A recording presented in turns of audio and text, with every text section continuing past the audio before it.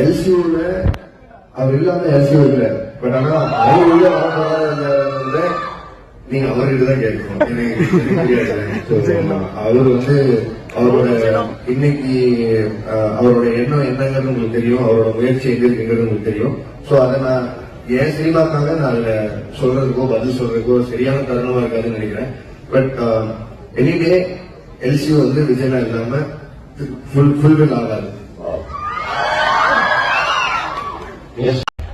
எல்சியூல அவர் இல்லாம எல்சியூ இல்ல.